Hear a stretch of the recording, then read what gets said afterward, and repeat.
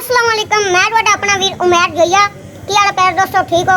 ਤੇ ਮੈਂ ਤੁਹਾਡੇ ਵਾਸਤੇ ਨਵੀਂ ਗੇਮ ਲੈ ਕੇ ਫਨੀ ਆਵਾਜ਼ਾਂ ਕੱਢਣਗੇ ਜਿਹੜਾ ਬੰਦਾ ਹੱਸ ਪਵੇਗਾ ਉਹ ਉੱਠਦਾ ਜਾਵੇਗਾ ਤੇ ਇਹਦੇ ਵਾਸਤੇ ਜਿਹੜਾ ਐਂਡ ਤੇ ਸਹੀ ਬੈਠਾ ਰਹੇਗਾ ਨਾ ਹੱਸੇਗਾ ਉਹਨੂੰ ਇਹ 2000 ਰੁਪਇਆ ਨਗਦ ਨਾਮ ਦਿੱਤਾ ਜਾਸੂ आओ जी गेम स्टार्ट होगी दोनों बखाने चलो जी गरम अंडे अंडे लो जी अंडे गरम अंडे। अस्सलाम वालेकुम। चाहत फतेह अली खां का चाहतो बड़ा सलाम कबूल करे।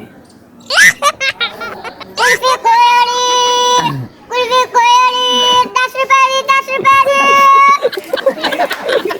2 नंबर बच गए जी मैं ते का हम देखने कि साढ़े दो कौन आ 2000 रुपया आई लेके जांदा चलो जी lo untuk putisa jadi ketapa tuh putisa lo ya li jutaan tuh putisa महा यारे जी आ मैं 2000 रुपया जित गया सारे नु राह दिता सारे हस पे नु उठ गए नु आ मैं जित गया तुम बता